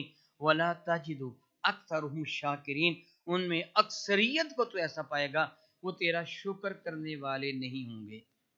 شکر کا معنی بلا کیا ہوتا ہے؟ اللہ بھی شکر فرماتا ہے، غفور شکور ہے، شاکر علیم ہے. شاکر فاعل کا صیغہ ہے، شکر کرنے والا ہے، علم والا ہے.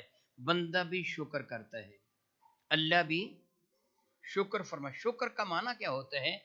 کسی چیز کی قدر کرنا. کیا بنا؟ کسی چیز کی قدر کرنا. یہ عربی میں لفظ شکر سے اس کو تعبیر کیا جاتا ہے. آپ کسی سے کہتے ہیں مجھے ایک دن کی چھٹی دے دیجئے میں آپ کا مشکور ہوں گا، یعنی میں آپ کے احسان کی قدر کروں گا. بات سمجھ گئے ہو کہ شکر کا اللہ تعالیٰ شکر فرماتا ہے، بندے کے اعمال کی قدر فرماتا ہے. فَمَن يَعْمَلْ مِثْقَالَ ذَرَّةٍ خَيْرٍ يَرَهُ، ایک ذرہ کے برابر نیکی کرو گے اللہ اس کی بھی قدر فرماتا ہے، وہ بھی قیامت کو تجھے عطا کر دے گا. بندہ اللہ کے احسان کی قدر کرتا ہے، بندہ اللہ کے احسان کی قدر کرتا ہے. شیطان نے یہ کہا تھا مولا اکثریت ایسی ہوگی کہ جو تو نے ان کو نعمت عطا فرمائی ہیں، کتنی نعمتیں دی ہیں، ان تعدوا نعمت اللہ لا تحصوها، اللہ کی عزت کی قسم اس کی نعمتوں کو گنا نہیں جا سکتا. اتنی نعمتیں دے کر تو نے بندے کو جو حکم دیا وہ تیرا کہنا نہیں مانے گا، تیری قدر نہیں کرے گا. میں نے یہ وضاحت اس لیے کی ہے کہ شکر کا معنی کیا ہے؟ قدر کرنا. اب تم اپنے رب کی قدر کرتی ہو کہ نہیں کرتے؟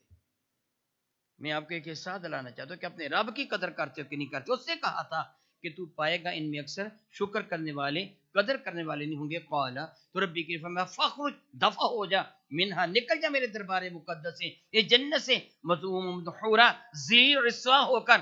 سن لے، لمن تبعک منہم لأملأن جہنم منکم اجمعین، جو تیرے پیچھے چلے گا میں رب بھی اعلان فرماتا ہوں تیرے سمیت ان سب کو جہنم میں ڈال دوں گا، کوئی پرواہ نہیں کروں گا.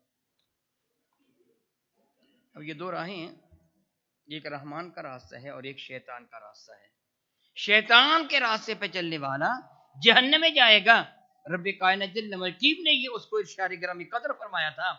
ابلیس لعین نے میرے کریم پروردگار عالم جل وعلا کے حضور معاذ اللہ تعالی ثم اللہ تعالی خلاق کائنات جل وعلا کے حضور حضرت آدم علیہ السلام کی شان میں گستاخی جو کی تھی، اس نے آدم علیہ السلام کو سجدہ نہ کیا تھا، تو رب کائنات نے اس کو سزا دی. اس سے یہ جواب دیا کہ میں اولاد آدم سے یہ بدلہ لوں گا. اس نے کیا کہا تھا؟ میں اولاد آدم سے یہ بدلہ لوں گا. اس نے یہ ساتھ عرض کیا تھا جس طرح سورۃ الحجر کی یہ 40 بارکہ میں اللہ تعالی فرماتے ہیں. اس نے یہ جب جملہ کہا نا لَأُغْوِيَنَّهُمْ اجمعین، مولا تعالیٰ میں سب کو گمراہ کر دوں گا، ساتھ یہ کہا تھا اِلَّا عِبَادَكَ مِنْهُمُ الْمُخْلَصِينَ، لیکن جو تیرے مخلص بندے ہیں نا ان پر میرا داؤ نہیں چلے گا. جو تیرے مخلص بندے ہیں ان پر میرا داؤ نہیں چلے گا. رب کریم نے فرمایا قال ارشاد فرمایا ھذا صراط علیہ مستقیم، اے ابلیس لعین یہ میری طرف آنے والا سیدھا راستہ ہے. ان عبادی لیس لک علیہم سلطان، جو میرے بندے ہیں تو پورا زور لگا لینا وہ تیرے داؤ میں نہیں آئیں گے، تیرے داؤ میں نہیں آئیں گے. بہت عزت والے بھائیوں، آپ قبل ازیں ایک جملہ سن چکے ہیں مجھ ناچی سے کہ میرے نبی نے فرمایا جو رمضان مبارک کو پا کر بھی رب کریم کی رحمتوں کو حاصل نہیں کرتا وہ مردود ہے. ایسے ہے نا. وہ حدیث مبارکہ جو میں آپ کو عرض کر رہا تھا نا، اس میں یہ بھی ہے، میرے نبی فرماتے ہیں صلی اللہ علیہ وسلم روزے دار کے منہ کی بو رب کائنات کو مشک و عنبر سے زیادہ محبوب ہے. یہ صحیح بخاری اور مسلم کے حدیث مبارکہ ہے. وقت چونکہ زیادہ ہو رہا ہے اس لیے میں نے اس ساری حدیث مبارکہ کو چھوڑ کر نا چند ایک باتیں آپ کو عرض کرنا چاہتا ہوں. یہ مشک و عنبر سے زیادہ محبوب ہے. میں آپ کو ایک مثال دے کے سمجھاؤں گا تاکہ میری بات سمجھنا آپ کے لیے آسان ہو جائے. بطور مثال سمجھیے، ایک بچہ ہے جس کو نزلہ ہوا تھا، ریچھ بہ رہی تھی، ناک کی رطوبت، ریچھ بہ رہی تھی، یا اس بچے نے پوٹی کر رکھی ہے اور اس کا جسم اس سے لتھڑا ہوا ہے. آپ کے نزدیک وہ بچہ قابل محبت ہوگا یا قابل نفرت ہوگا؟ جی، میں اس بات کو مزید آسان کر دیتا ہوں تاکہ میری بات سمجھنا آپ کے لیے مزید آسان ہو جائے. آپ پروگرام بناتے ہیں حضور داتا صاحب رحمۃ اللہ تعالی حاضری کا، تو بس میں بیٹھے ہیں، جس سیٹ پر آپ بیٹھے ہیں آپ کے ساتھ والی سیٹ پر ایک شخص بیٹھا ہے جس کی گود میں ننھا منھا بچہ بیٹھا ہے. اس کا بیٹا ہے، اس کا بھائی ہے، اس کا بھتیجا ہے، اس کا بھانجا، جو بھی ہے اس کا محبوب ہے، وہ اس سے پیار کرتا ہے. اس کا دھیان دوسری طرف تھا، بچے کی رینٹ بہ نکلی، وہ ناک کی رطوبت، اس نے اپنے ہاتھ سے ایسے ایسے کر کے مزلا تو اس کا چہرہ بھی اس کا ہاتھ بھی اس ریچے سے آلودہ ہو گئے. بات کو سمجھیے گا، آپ اس شخص کے ساتھ بیٹھے ہیں، اس کا دھیان ادھر نہیں تھا، آپ کی نظر پڑ گئی تو اب آپ کا رد عمل ریئیکشن کیا ہوگا؟ آپ اسے کیا کہیں گے؟ اپنے ساتھی کو بھائی اس بچے کا صاف کر، کہیں گے کہ نہیں کہیں گے؟ جی ایسے تو نہیں ہوگا کہ آپ اپنی جیب سے رومال نکالتے، ٹیشو نکالتے ہیں، جلدی جلدی اس کے ہاتھ صاف کرنا شروع کر دیتے ہیں. آپ تو ایسے نہیں کریں گے. آپ ایسے کیوں نہیں کریں گے؟ وہ آپ کا محبوب نہیں ہے، وہ آپ کا محبوب آپ جیب سے رومال نکال کر اس کی نوزی بھی صاف نہیں کریں گے، اس کے ہاتھ بھی صاف نہیں کریں گے، بلکہ اظہار نفرت کریں گے، یہ میرے کپڑوں کو لگا دے گا، کر پیچھے اس کے ہاتھ، ایسے ایسے کریں گے نا آپ، اظہار نفرت کریں گے، مگر وہ تو اظہار نفرت نہیں کرے گا، وہ اس کو اٹھا کے کھڑکی سے باہر نہیں پھینکے گا، وہ جلدی سے اپنی جیب سے رومال نکالے گا، ٹیشو نکالے گا، اس کے ہاتھوں کو صاف کرے گا۔ ماں ہوگی تو بعض اوقات اپنے دوپٹے سے صاف کرنا شروع کر دے گی، ایسے ہے نا، اس کے ہاتھ بھی صاف کر دے گی، اس کی نوزی بھی صاف کر دے گی۔ وہ قابل نفرت ہے نوزی، مگر اس کو نفرت کیوں نہیں آتی؟ وہ اس کا محبوب ہے، وہ اس کا محبوب ہے۔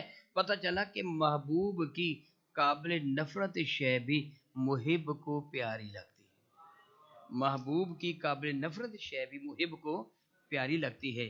آپ میرے پاس بیٹھے ہوں یا آپ کسی اور کے پاس بیٹھے ہوں، اس کے منہ سے بدبو آ رہی ہو تو تمہیں بدبو اچھی لگتی ہے؟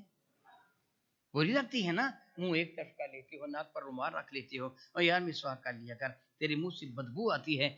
میرا اللہ فرماتا ہے روزے دار تیرے منہ کی بدبو بھی مجھے مشک و عنبر سے زیادہ پیاری محفوظ ہے، تیرے منہ کی بدبو بھی مشک و عنبر سے مجھے زیادہ محبوب ہے۔ کتنا پیار فرماتا ہے رب کائنات روزہ رکھنے والے کے ساتھ، کتنی محبت فرماتا ہے۔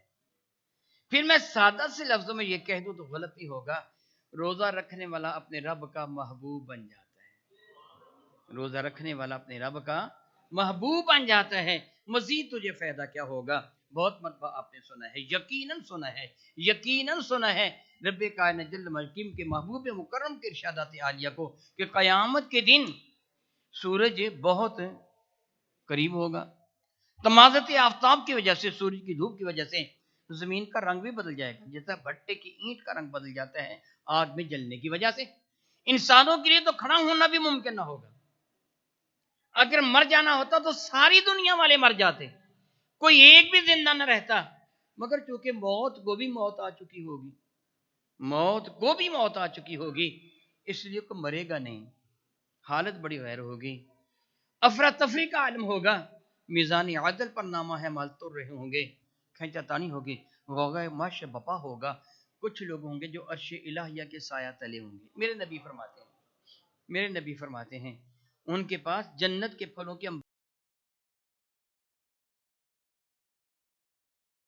یہ ان کے گرد گھوم رہے ہوں گے، تم مانگو تجھے وَلَكُمْ فِيهَا مَا تَشْتَهِي أَنفُسُكُمْ، رب تجھے جنت میں ہر وہ چیز عطا کر دے گا جو تیرے دل میں خواہش پیدا ہوگی، تیری زبان پر آنے سے پہلے تیری تمنا کو پورا کر دیا جائے گا۔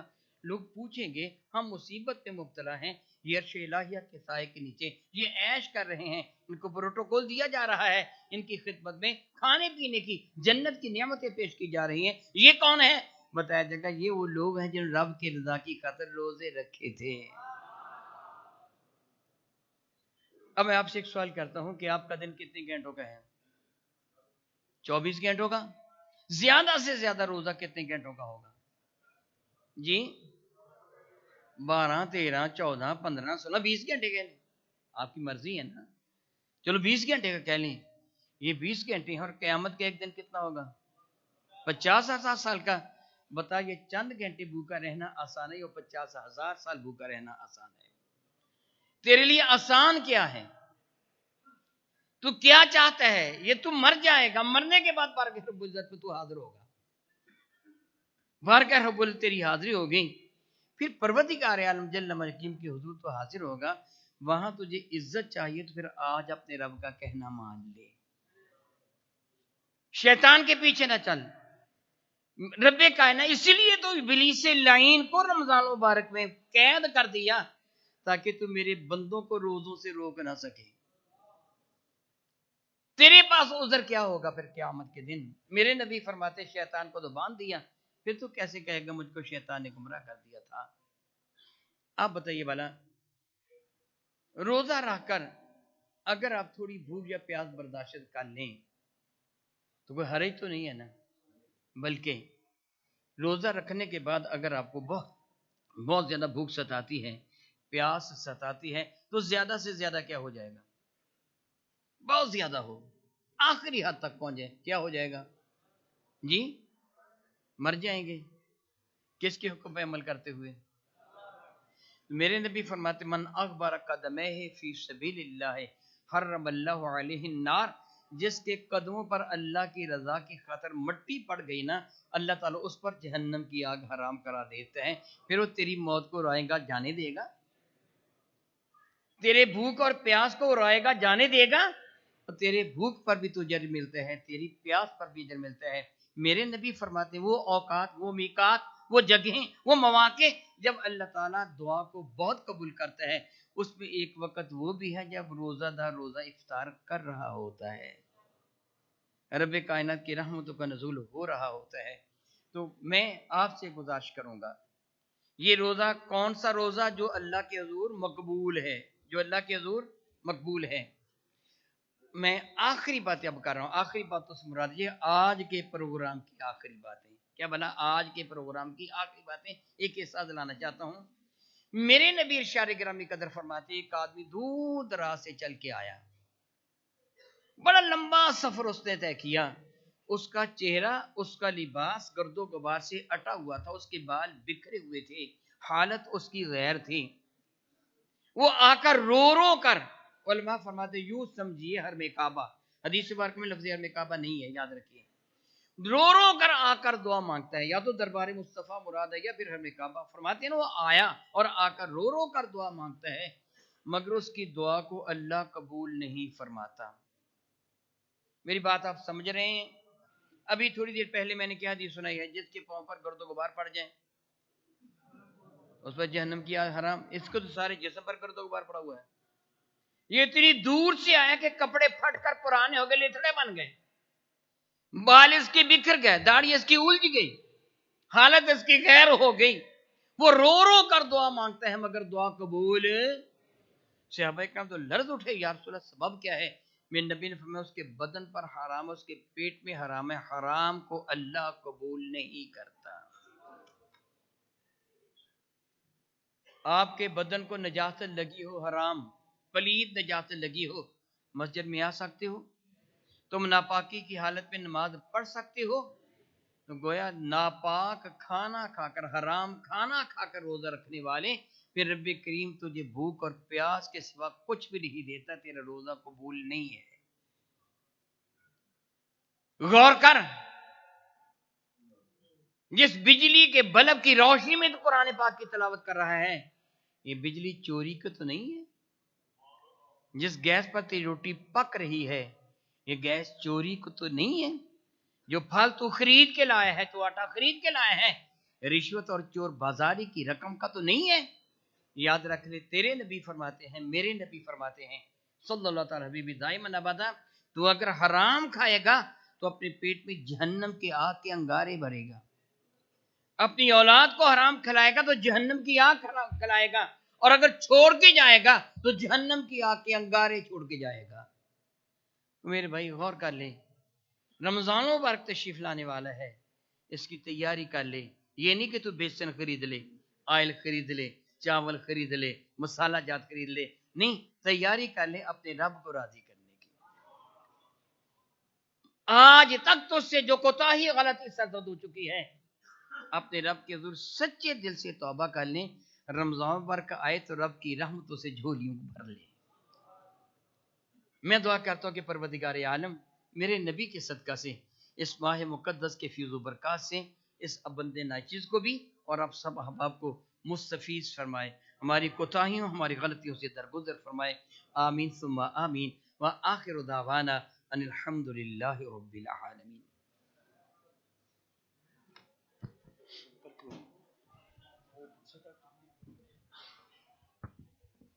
احباب ذی وقار، ابھی آپ نے حضور مفکر اسلام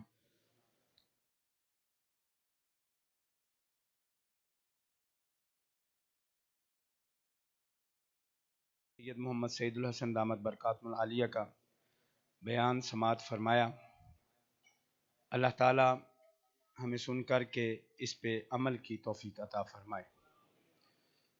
احباب ذی وقار، دوران گفتگو نہایت ہی محترم شخصیت محترم مقام سید آصف اللہ شاہ صاحب، امیر وسطی پنجاب تحریک لبیک، آپ تشریف لائے۔ آپ کے ہمراہ دیگر مہمانان گرامی، محترم مقام جناب سید دلدار حسین شاہ صاحب گوجرا سے آپ تشریف لائے۔ آپ کے ہمراہ دیگر جو مہمانان گرامی آئے ہم تمام کو خوش آمدید کہتے ہیں۔ آج کی ہماری یہ محفل پاک خصوصی طور پہ اصحال ثواب کے لیے حضور مفکر اسلام پیر طریقت رہبر شریعت پیر سید محمد سعید الحسن شاہ صاحب، آپ کی ہمشیرہ محترمہ جو زوجہ محترمہ ہیں سید دلدار حسین شاہ صاحب سرجہ سے گوجرا سے، ان کے اصحال ثواب کے لیے، ان کے علاوہ محترم سلمان سعید صاحب کے والد محترم شرافت صاحب گلستان کالونی سے، عامر پھول بھائی ہمارے بہت ہی پیارے پیر بھائی ہیں، ان کے والد محترم حاجی ثناء اللہ صاحب ایگزیکٹو ممبر ہیں ہمارے، ان کے کزن خان پور میں ان کا انتقال وصال ہوا، حاجی قربان صاحب ان کی خالہ محترمہ، وحید کمبو صاحب کے والد محترم، میاں محمد رضوان صاحب کی پھوپھی محترمہ، قاری ولی محمد صاحب ان کی والدہ محترمہ جو محمد وسیم فیصل سیدی کی ساس محترمہ ہیں، ہمارے بہت ہی سینئر استاد ہیں جناب سیف اللہ صاحب، ان کے والد گرامی قدر ان کا انتقال وصال ہوا، ہماری ادارے کی آیا ہیں ان کے شوہر وہ اس جہان فانی سے کوچ کر گئے، وحید احمد سیدی صاحب مانا والا ہیں سے ان کے تایا جان میاں غلام فرید صاحب ان کا انتقال وصال ہوا، اللہ دتا سعیدی صاحب جنڈا والا سے ان کے والد محترم اور ان کا انتقال وصال ہوا، اور یہ نام جو میرے پاس پہنچے تھے، ان کے علاوہ امین صاحب ہیں نگہبان پورہ سے، ان کے والد محترم محمد بشیر صاحب گٹ والا سے، اور بشارت علی یہ ہمارے حاجی شفیق اللہ صاحب ہیں، ان کے پاس ملازمت کرتے تھے، ایکسیڈنٹ میں ان کا انتقال ہوا، اللہ تعالیٰ ان تمام کو غریق رحمت فرمائے۔ اور کل امت مسلمہ جن سے وعدہ کیا گیا، جن سے کہا گیا، جن کا نام لیا گیا نہیں لیا جا سکا، تمام کے اصحال ثواب کے لیے آج کی محفل پاک احباب گرامی کا ایک نقطہ کی طرف توجہ دلاؤں گا، مجھے آپ کا بس تھوڑی سی توجہ چاہیے کہ ہمارے کچھ ضروریات ہیں، ضروریات زندگی ہیں جن کے بغیر گزارا نہیں ہو سکتا، وہ کپڑے ہیں، مطلب لباس ہے، وہ کھانا ہے، ایسی چیزیں جو بنیادی ضرورت ہیں۔ اگر ان بنیادی ضرورت کی بنانے والی فیکٹریاں بند ہو جائیں یا کم ہو جائیں تو یہ چیزیں ملنا مشکل ہو جائیں گی۔ احباب محترم، یہ جو علماء ذیشان ہیں یہ ہماری بنیادی ضرورت ہے، یہ نقطہ ذہن میں رہنا چاہیے۔ آج سوشل میڈیا نے اور معاملات نے جو ہیں اس تخیل کو، اس تصور کو کمزور کرنا شروع کر دیا۔ یقین مانیے یہ ہماری بنیادی ضرورت ہے، علماء کرام نہ ہوں تو ہمارے پاس دین کا علم کیسے آئے گا؟ پھر وہ جو سوشل میڈیا علم ہے وہ تو ہمیں جو ہے وہ ہمارے ذہن میں گنجل ڈال دے گا، ہمارے ذہن میں عجیب قسم کی کشمکش کر دے گا۔ تو علماء کرام، اور علماء کرام تیار کہاں سے ہوتے ہیں؟ وہ کون سی فیکٹریاں ہیں جہاں سے یہ علماء تیار ہوتے ہیں؟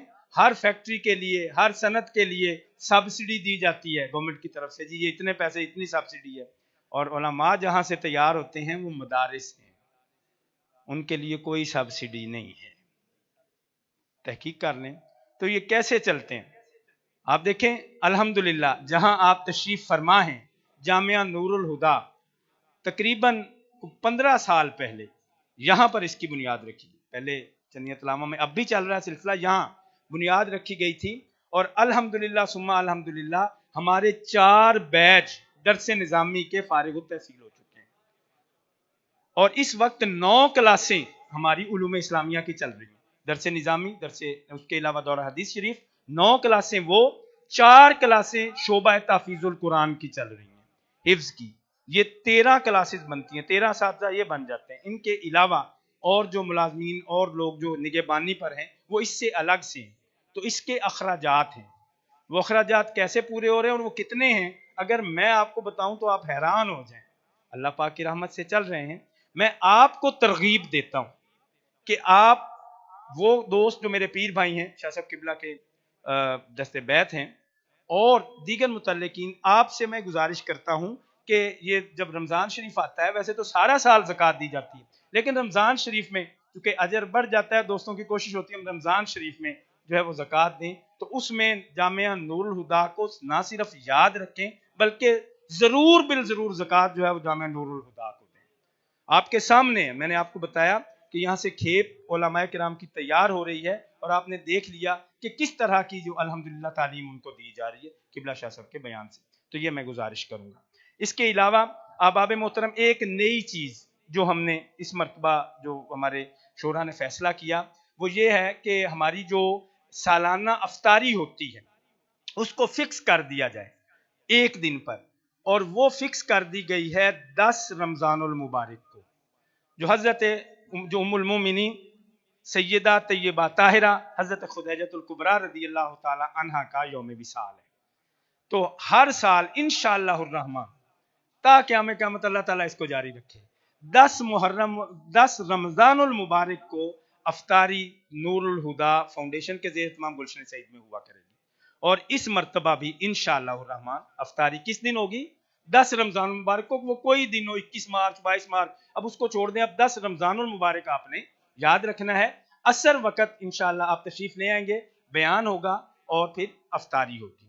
اور اس میں کوئی کن کے اچھا, تو اب ایک میں گزارش کرنا چاہوں گا کہ آپ کو پتہ ہے کہ کوئی لیوش کوئی بوفے ٹائپ اس طرح کی افطاری تو جو ہے وہ نہیں ہوتی, وہ نہ دی جا سکتی ہے, لیکن جو افطاری میں پیش کیا جائے گا وہ سن لیں. مینیو میں جو مین شے ہوگی وہ مدینہ شریف کی کھجوریں ہوں گی, اور مدینہ شریف کی جو روٹی ہے جو وہاں کی غذا اس کے ٹکڑے ہم پیس کے اپنے اس سالن میں روٹی میں شامل کر دیتے ہیں. یہ مین مینیو کی چیزیں ہیں, باقی تو جو ہوگا. میں یہ عرض کر رہا ہوں کہ یہ ایک ڈیفرنٹ قسم کی افطاری ہوگی, تو کوشش فرمائیں. اس کے ساتھ ایک چھوٹا سا اعلان ہے, نہایت ادب کے ساتھ آپ کے سامنے معذرت خواہانہ انداز میں عرض کر رہا ہوں کہ عصر کی نماز کے بعد ہم یہ دروازہ اس دن بند کر دیں گے. یہ دروازہ بند ہو جائے گا. میرے جتنے معزز مہمان ہیں, جتنے بھی تشریف لاتے ہیں وہ ہمارے لیے محترم ہیں, ہم ادھر سے جو ہے وہ رستہ بنائیں گے, اس دروازے سے وہ آئیں گے. ادھر سے جب موومنٹ ہوتی ہے تو جو بھی مقرر یہاں بات کر رہے ہوتے ہیں ان کے لیے بڑا مشکل ہوتا ہے, ریکارڈنگ ہو رہی ہوتی ہے, ہمارے لیے بار بار کٹ کرنا مشکل ہو جاتا ہے. اللہ تعالیٰ ہم سب کو عمل کی توفیق عطا فرمائے. اور احباب محترم ہمارا فری آئی کیمپ جو ہے وہ پیر والے دن اور جمعرات کو انشاءاللہ لگے گا, صبح 7:30 سے 9:30 بجے تک انشاءاللہ. تو کرمانی ہے آپ قرآن دازی لے آئیں, شاہ صاحب قبلہ قرآن دازی کے لیے تشریف لیں.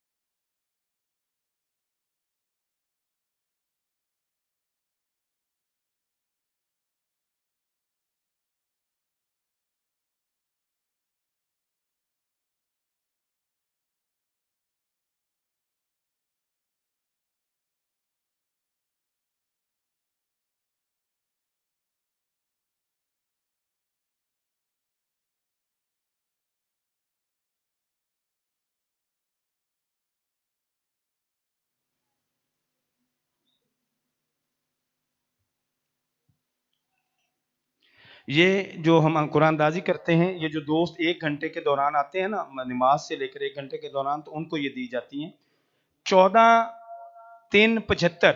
14/3/75 دوست نے انہوں کو لے تو تشریف لیں اور اپنا تحفہ وصول کر لیں. 14/3/75 چلو 14/323 14/323 بھائی جان 14/323 ماشاء اللہ. او پیچھے نے آجو آجو بھائی جلدی آجو, ذکر شریف کی ابھی محفل ہونی ہے. 14/372 لو آگے آ جائے بھائی, ٹھیک ہے. ماشاء اللہ, نعرہ تکبیر, نعرہ رسالت. ہاں جی 14/372 ہے کوئی دوست بھائی؟ چلو اتنے آ گئے. ادھر حضرت صاحب ساڈے پیر بھائی نے, بزرگ پیر بھائی ہمارے.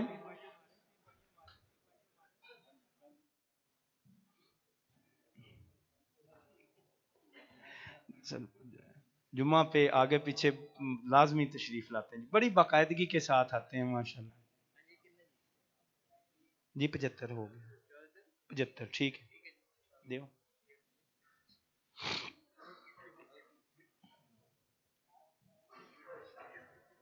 سر اگلا بھی بزرگاں دا